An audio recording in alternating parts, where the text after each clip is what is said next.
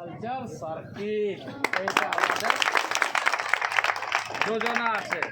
তো এই যোজনা গিলা বারে চিন্তা অন্য লোক নাই করবে কে, ওদের চিন্তা গিলা নাই থাকবে সেই জন্য আমাদেরকে সবাইকে চিंता करे सबको प्रयास करना है कि हम सब मिल करके पहले हम राष्ट्रभक्त हैं, फिर राम भक्त हैं, फिर देशभक्ति के साथ राष्ट्र निर्माण का संकल्प लेकर विकसित भारत बनाने के लिए हम मतदान करेंगे। यही हमारा संकल्प है, यही हमारा संकल्प है।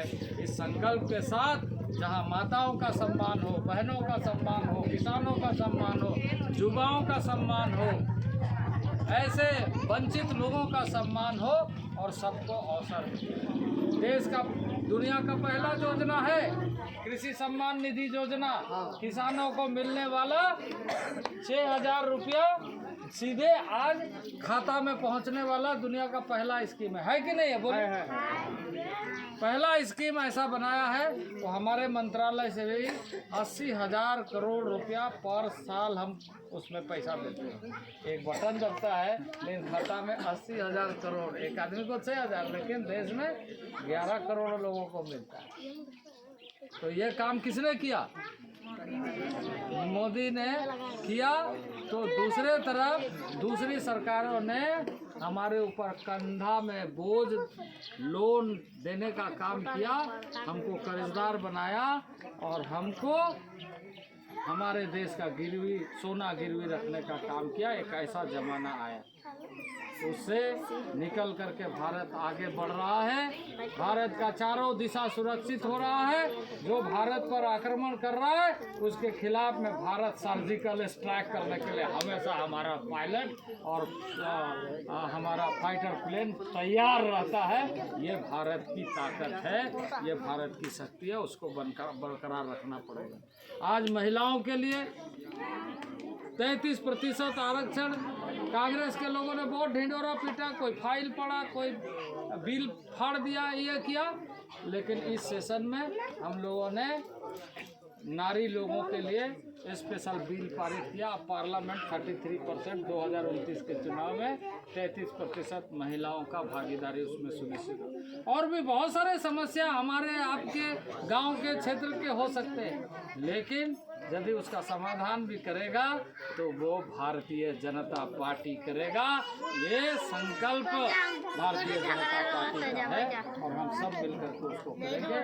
यही उसी का नाम परंपरा है और इसलिए तमाम लोगों ने भारत के अंदर आक्रमण किया, मंदिरों को तोड़ा, लेकिन फिर से धर्म की पुनर्स्थापना, पुनर्जन्म होते हुए भव्य राम मंदिर का निर्माण आदरणीय नरेंद्र भाई मोदी के नेतृत्व में इस देश में पूरा हुआ कि नहीं हुआ? हो गया।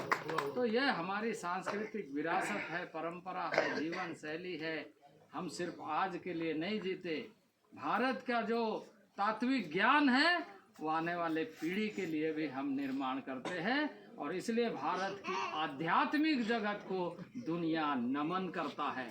दुनिया का सबसे बड़ा व्यक्ति पैसा में जिसका नाम था स्टीव जॉब्स। स्टीव जॉब्स का नाम सुने? बहुत लोग नहीं सुने। स्टीव जॉब्स जो एप्पल कंपनी सबसे महंगा मोबाइल जो बनाता है उस कंपनी का मालिक था। उन्होंने अपने किताब में क्या लिखा? कभी पढ़ी है उसके किताब में? जो पढ़े लिखे गांव के लोग हैं उन लोगों को या जो युवा पढ़ रहे हैं, बाहर में पढ़ रहे हैं, उसको पूछिए कि स्टीव जॉब्स ने क्या लिखा है। स्टीव जॉब्स आ करके सब चीज छोड़ करके एक बार आ गया यहाँ पर भारत में। 2 साल तक वो यहीं था, सब कुछ छोड़ छाड़ करके। और जब